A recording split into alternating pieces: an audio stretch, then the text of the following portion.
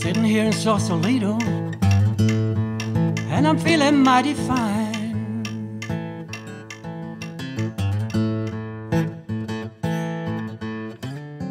Sitting here in Sausalito, and I'm feeling mighty fine.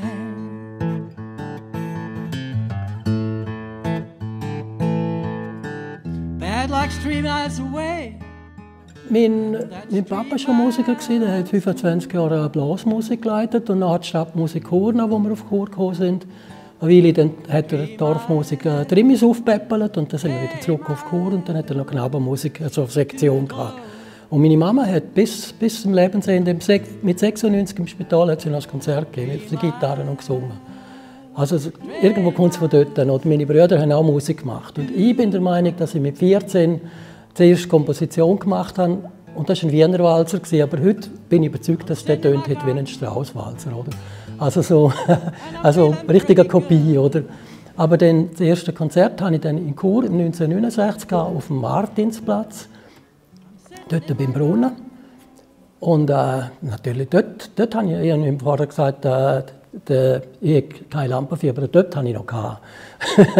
Und das ist hat aber einen technischen Grund auch gehabt. Das Musikhaus, das es dort in Chur gibt, gibt es jetzt nicht mehr. Die sind so professionell gewesen, die haben für eine Gitarre und einen Gesang haben mir die ein Mikrofon zur Verfügung gestellt. Also sie haben die Gitarre müssen da aufnehmen, wie der Elvis und der Everly Brothers dazu in den 50er Jahren. Unmöglich. Und das hat meine Nervosität natürlich noch gesteigert. Oder? Und dann, es ist dann, dort habe ich noch Dialektlieder gemacht und das ist dann, den Applaus habe ich auf jeden Fall gekriegt. Oder?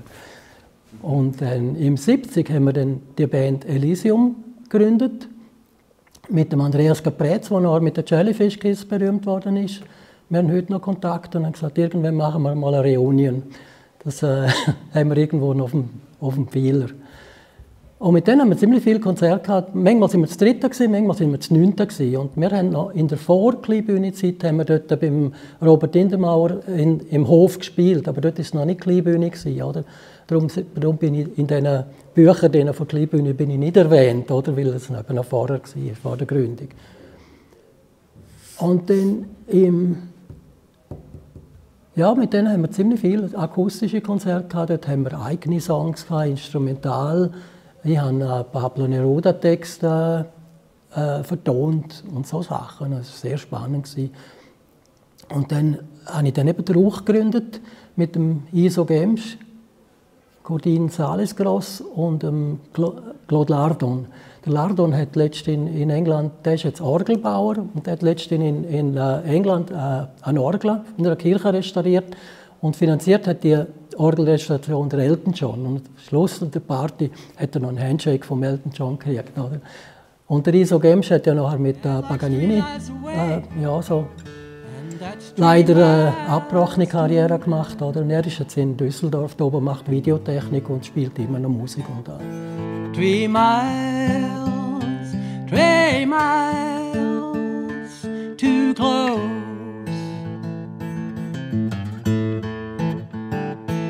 3 miles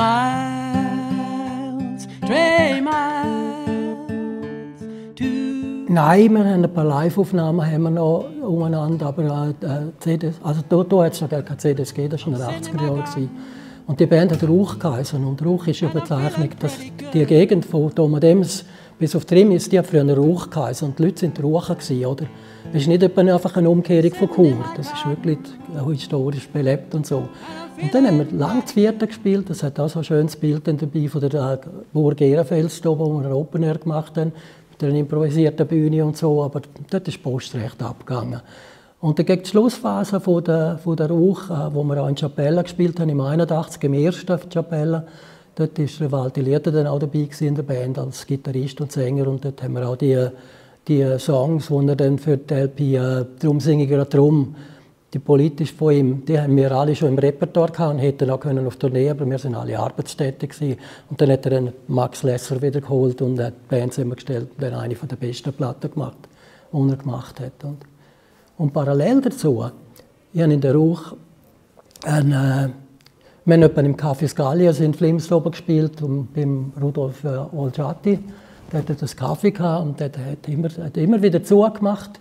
Und dann war es eine Weile zu und dann Gäste nicht gewusst, ist es offen oder zu. Und immer wenn er wieder eine neue Wirtin oder einen neuen Wirt hatte, dann hat er jemanden eingeladen zum Spielen, dass er Plakette aufhängen konnte. Jetzt ist dann wieder etwas los. Und der Waldi hat dort oben gespielt und eben die Bluegrass-Pickers aus dem Sand und so. Und ich bin da in einer Phase, wo ich so Allman Brothers, so Südstaaten-Rock gerne hatte. Und dort hat es eine Slide-Gitarre dabei gehabt. Und einer der Bluegrass-Pickers hat das eben gespielt und den habe ich dann in die Band genommen. Und aus dem heraus hat es dann eine Session-Band gegeben, wo man am Samstag geübt hat. Und aus dem Üben heraus hat es dann Fanny Hill gegeben, die 20 Jahre existiert haben. Und erstaunlicherweise. Weil Country ist ein kleiner Faktor von meinem musikalischen Geschmack, oder?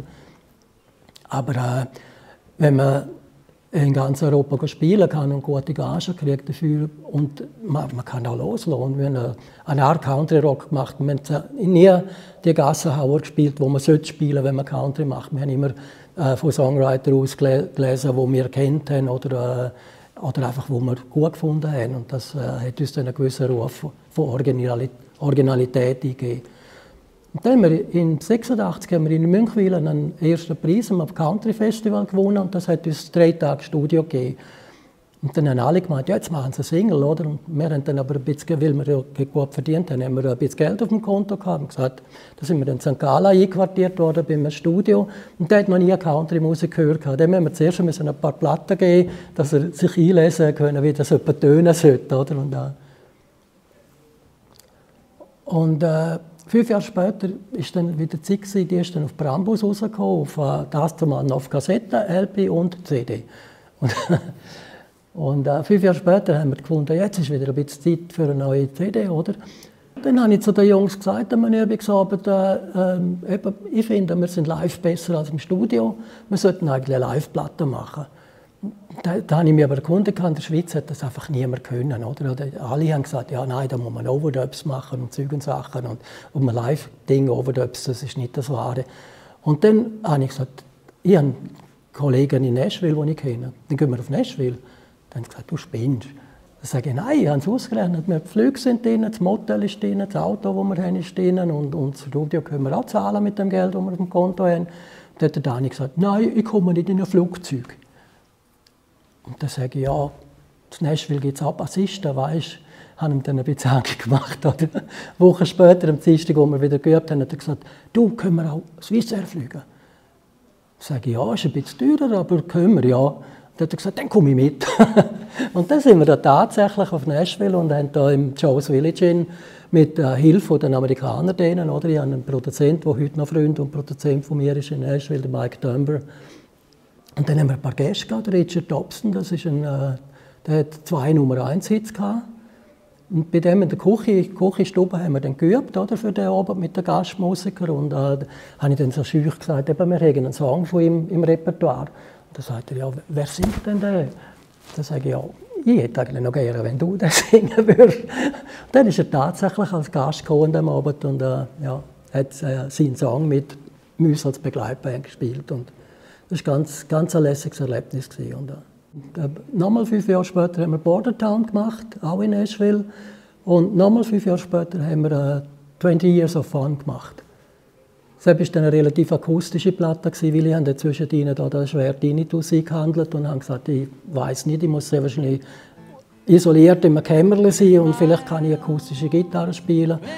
Und das hat dann auch geklappt. Oder? Und, wir haben 3 CDs in Nashville aufgenommen und eine in der Schweiz, von diesen 4, die es gibt. Und da bin ich überall dabei und habe auch Songs geliefert dafür. Too close.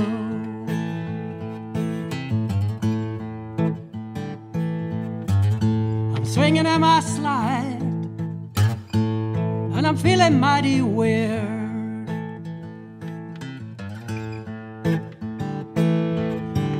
I'm swinging in my slide and I'm feeling mighty weird.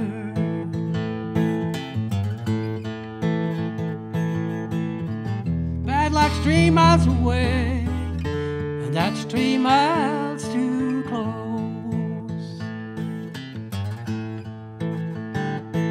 3 miles, 3 miles too close.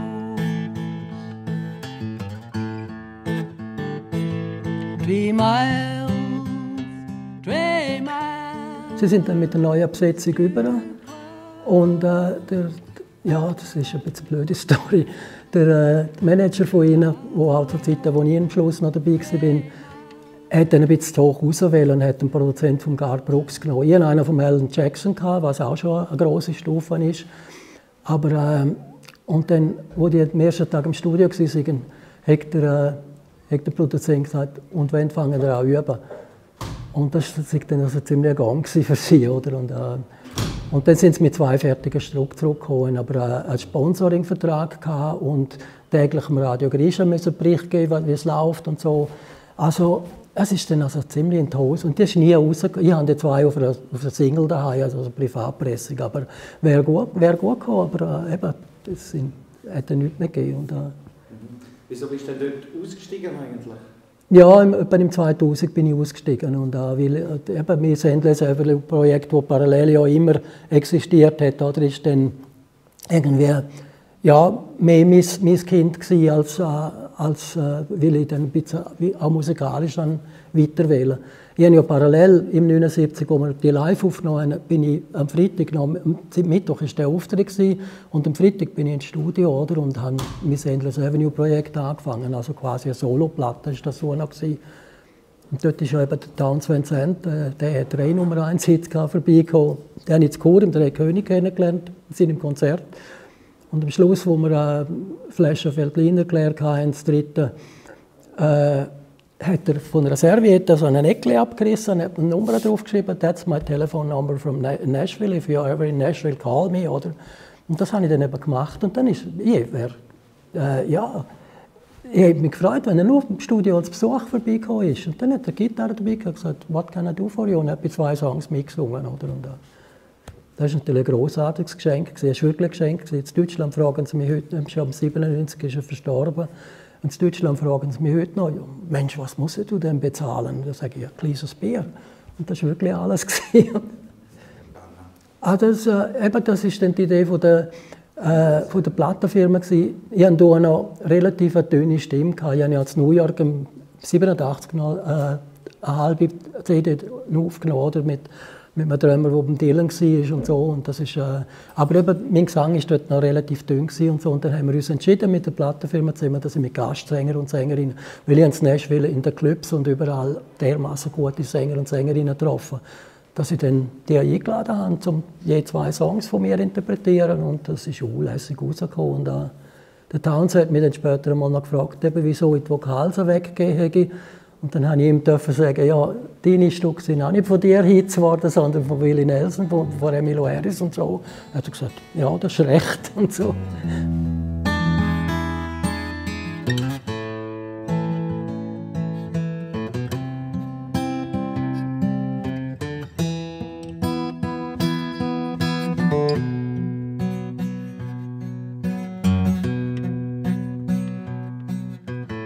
Colors, so many colors I've seen,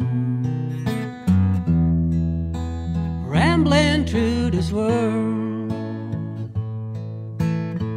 dark side and brown ones, and ones like yours.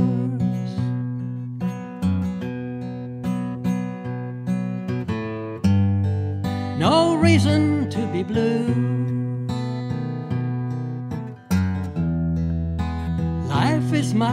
Ja, ich habe jetzt zum Beispiel, jetzt ist ja gerade ein neues Album rausgekommen und ich habe jetzt noch 80% vom nächsten ist schon im Kasten, oder? Und dort will ich auch ihren Kontakt, der Pink Pedrazzi von der Montag-Show von Basel, kommt sehr wahrscheinlich 2 Stücke singen. Susie Kendall, sie macht Country, aber sie kann auch anders. Und der Andi Capretz hat auch zugesagt, dass er 1-2 Vokals wird singen. Das finde ich lässig.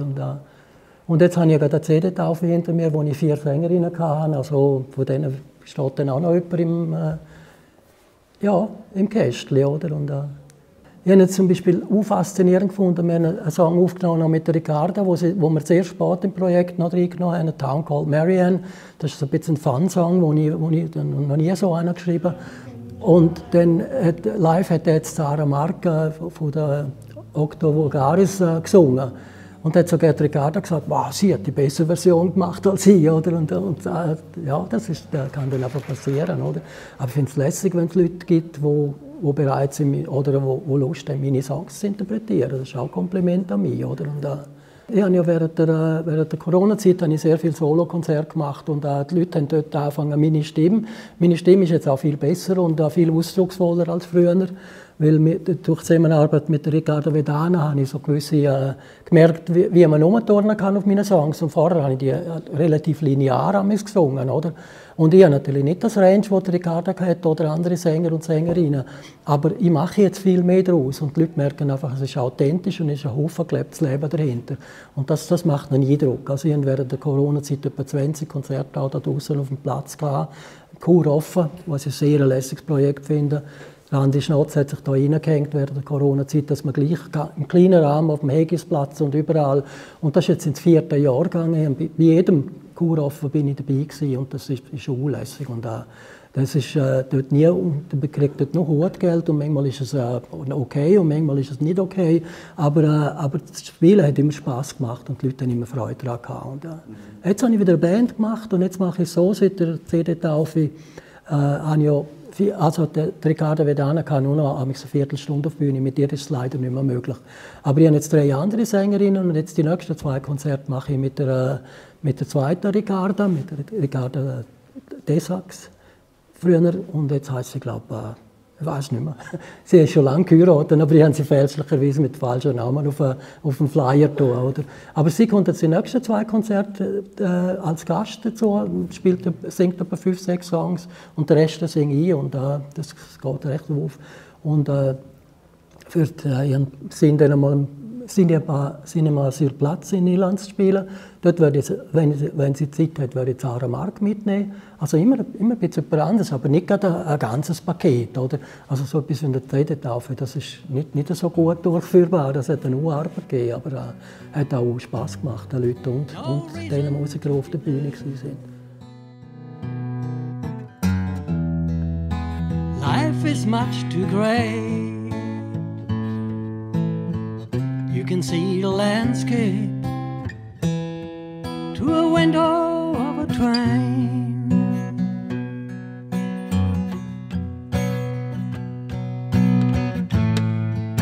Well, life can be that easy if you leave the blues behind. There's so many reasons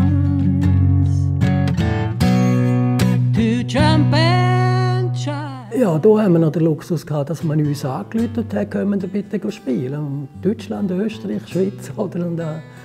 Und dort hat man dann weibeln. Der Dani war dann immer noch daheim und hat auf das Telefon gewartet, aber das ist dann nie mehr gekommen, oder? Obwohl wir wir haben letztens einen Tourplan aus dem 96 gesehen, dort haben wir 54 Konzerte gehabt.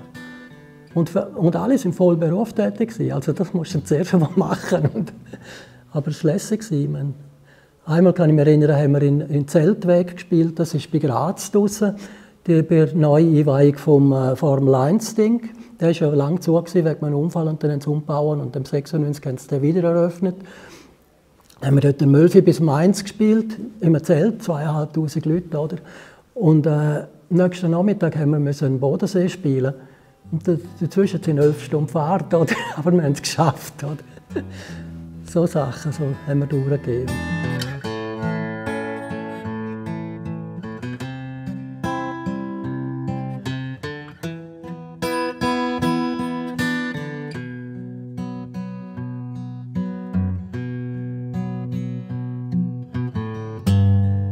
That melancholy mood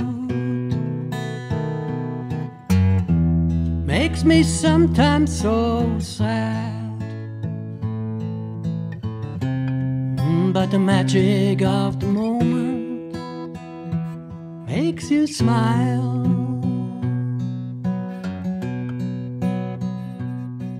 Ja, keep on running, oder? Und, Nein, beim Dani, mit dem habe ich 20 Jahre in der Funny Hill und auch nachher, wenn ich irgendeinen Gig hatte, wo ich gerade niemanden hatte und so, einmal in Bern beim Harley Davidson Club einen Gig gehabt und den habe ich nicht alleine machen, aber ich hatte auch keine Band gehabt, gerade. Dann haben Dani angerufen, hast du an diesem Wochenende Zeit und so, und dann haben wir das zweite gemacht. Wir haben nicht geübt, wir haben ja 4-5-stündiges Repertoire sowieso gehabt, oder? Und dann habe ich gesagt, du musst noch einen Bassverstärker und den Bass mitnehmen, die Anlage stelle ich auf und das Hotel ist auch dabei und das Essen und so. Okay, komm. Und das haben wir, mit dem, als er verstorben ist, 29 Jahre lang habe ich Duschurmusik gemacht mit ihm. Und das Härteste war, wir hatten einen Gig im Manor Sargans in einer Weinausstellung, das dritte. Und an dem Morgen, wo ich am Abend dort spielen musste, war seine Beerdigung. Oder?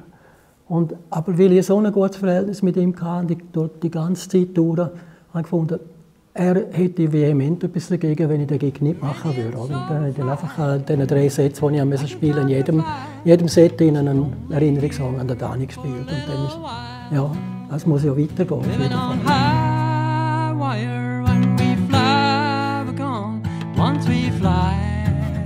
We're really gone.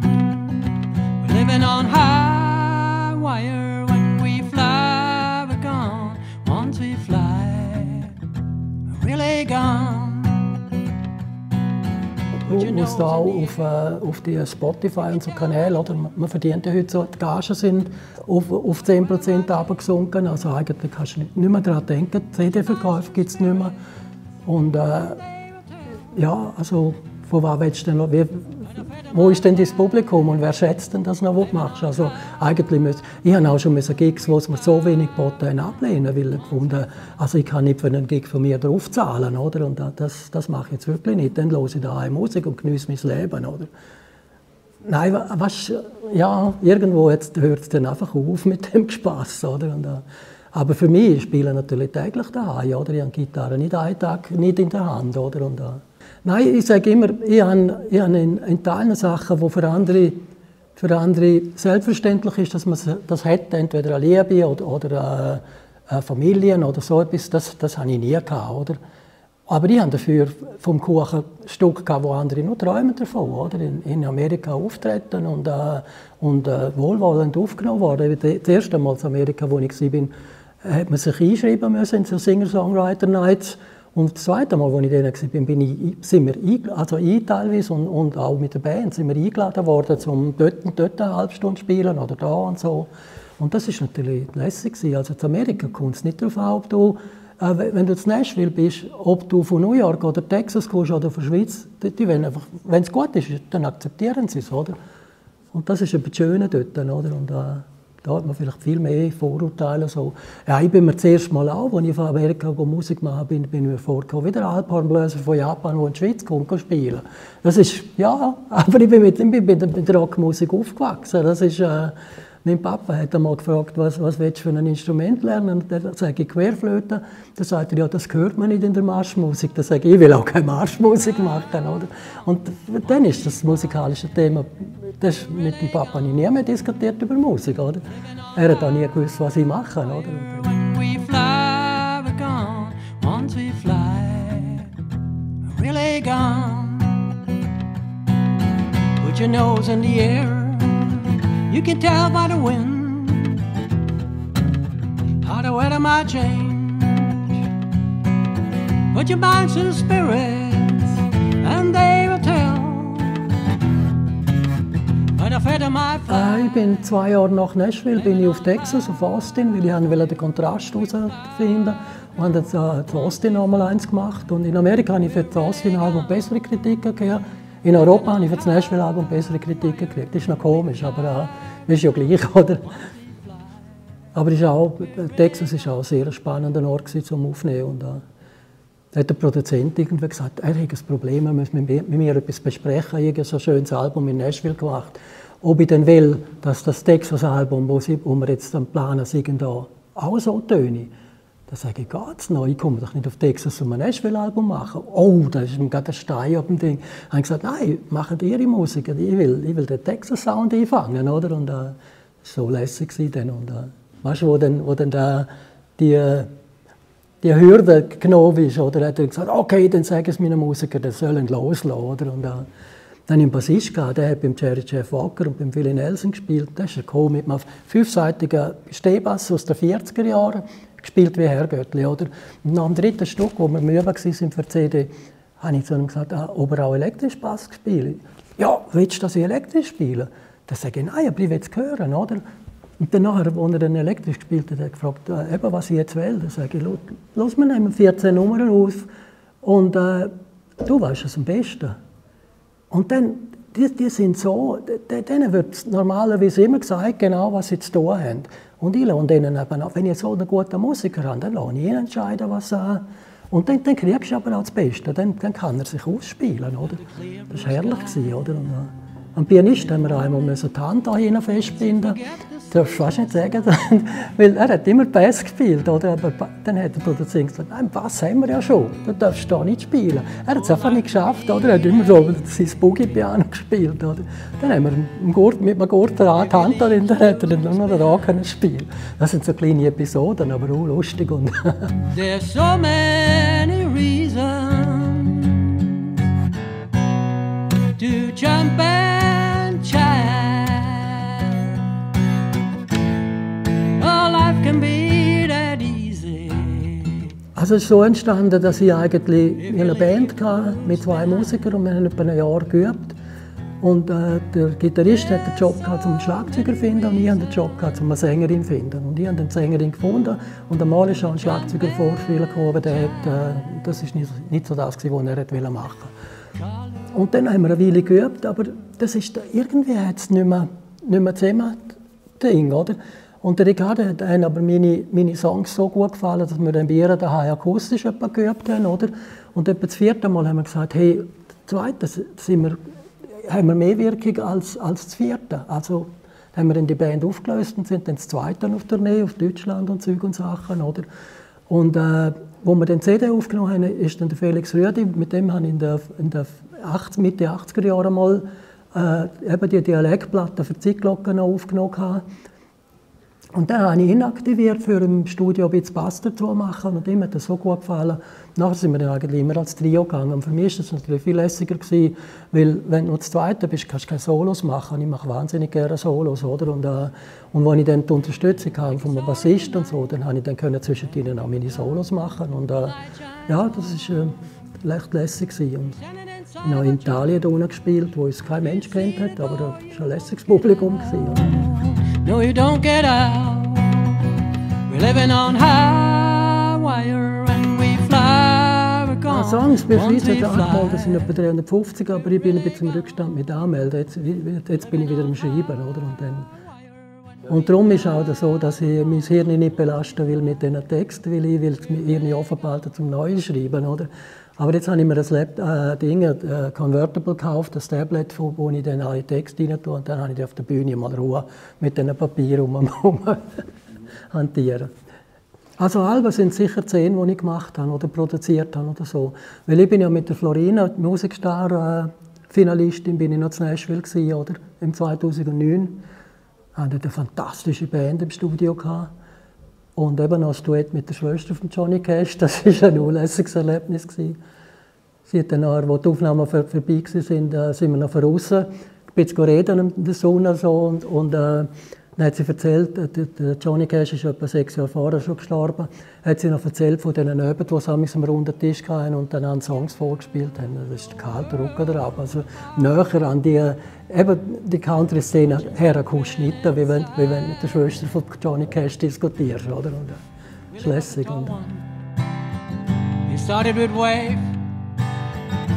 left the blues, down to her knees, York to Orleans, Postman, what a life. Ja, das Problem war für mich immer, ich hatte noch nie einen Manager oder eine Booking Agency. Und ich würde gerne mehr spielen, oder? Aber mein Bruder war ein super kaufmännischer Verkäufer.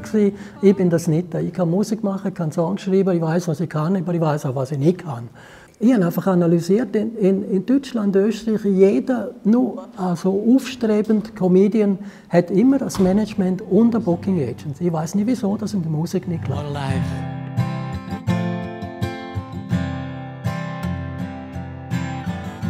Soul to soul, heart to heart, so close together. Eigentlich kannst du sagen, dranbleiben, oder? Und ich habe jetzt so Kontakt mit den Dingen, mit den Exploding Trees. Das ist eine ganz junge Band, finde ich unlässig. Ich habe dort im Foodways Festival haben wir 4 Acts gespielt, vor 2-3 Jahren. Und dort, ich bin alle 4 Bands, ich musste in der Mitte spielen. Und ich gehe dann, wenn ich Zeit habe, schaue ich immer alle an. Das sind alle lässig. Sarah Mark hat da gespielt mit dem Ding. Und die macht einen ganz anderen Sound als ich. Aber es hat mir gefallen. Und ihr hat mir das Zeug auch gefallen. Und darum haben wir jetzt auch zusammen geschafft. Oder? Und am Schluss haben eben die Exploding Trees, die sind dort nur das Zweite gewesen. Ich glaube, eine 4er-Band. Die machen ganz frische, junge Musik, lässig. Und die machen es jetzt eben auch. Ich glaube, ich müsste auch so Podcasts machen oder mehr Videos zum ein Ding stellen. Aber wie kommt man denn auf meinen Namen? Oder? Den Weg habe ich noch nicht raus. Ein Thailand, da ist Einschaltquote. Das wird vielleicht wachsen, ich weiß es nicht. Und es ist einfach auch unheimlich kurzlebig. Oder? Und das, ich bin ja auch auf allen Plattformen, meine Plattenfirma hat mich auch auf alle Plattformen gestellt. Aber ich finde, das, was man kriegt bei Spotify und diesen Konsorten, das kommt von der Grenze für mich am gestohlen. Oder? Ich bin Mitglied von der Suisse, ich bin mir andere Tantiemen eigentlich gewöhnt, oder? Von den CDs her. Aber CDs verkaufst du ja nur noch live, wenn du Schwein hast. Oder? Aber mit dem Streamen, das ist unmöglich. Da musst du hohe Zahlen haben. Das Beispiel, Polo-Hofer war ja jahrzehntelang Nummer 1 von der Schweiz. Oder? Wir haben mal seinen Durchschnittslohn ausgerechnet mit der Suisse. Er hat dann durchschnittlich über die ganze Karriere hat er einen Lohn von einem Schreinermeister. Also, und ist Nummer 1 gewesen. Also, was will jetzt Nummer 10, oder? Und der Göhle hat später mit 2 CDs hat er 1 Million gemacht, oder? Vorletzten Sommer hatten die Lohn Lödig den Sommerhit gehabt. Die haben etwa 100'000 Franken damit verdient.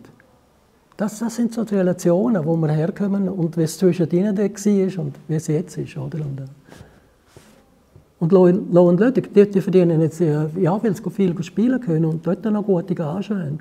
Der Jim hat auch erzählt, er ist ja im Organisationskomitee vom Frauenfeld, oder? Er hat erzählt dort, was die Untergagen ist, was die Ober, oder? Das ist horrend, oder? Und für uns Kleinen hat es einfach dann nichts, ich sollte mit einer Band für 400 Franken spielen, das kannst du jetzt nicht, oder? Und ich muss ja meine Musiker auch zahlen können, oder?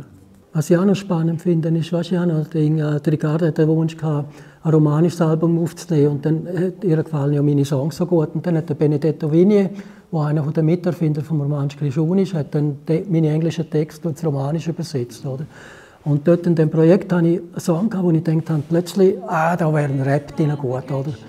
Und dann hat der Luzara gesagt, er will einer der Giganten, oder? Ivo Orlik. Hat er dem angerufen, hat ihm das Stück gefällt, oder? Und das ist so ein lässiger Beitrag. Also er hat einfach Textziele genommen, ein bisschen, aber er hat sehr einen eigenen Beitrag gemacht. So, das war mein Studio. Er war knapp über 20, der Ricardo 40 und ich 60 und wir haben zusammen Musik gemacht. Und das ist eben früher in Chur. Das war so eine Neid und Missgunst und sogar kämpferisch zwischen der Band. Und das hat aber massiv bessert. Also ich habe jetzt auch in diesem Workshop mit ganz jungen Leuten auch gute Diskussionen. Und je nachdem macht man mal Konzerte zusammen. Oder ich lade zum Beispiel mit Carmen Cresta, habe ich letztens im Konzert in Zürich gesehen. Oder? Und lässig, oder? Ja, ich habe sehr viel Schönes erlebt und eben auch sehr viel Manko zwischen ihnen und so, aber mit dem musst du leben. Das kannst nicht alles haben, sagt man so schön, oder? From Dallas to Kansas City, from Phoenix to Bakersfield, and one time over the canyons, and the other through a storm, feeling loose and easy, and here I go once more. We're flying on the wings of America, flying on the wings of America, flying on the wings of America, feeling like a shooting star, flying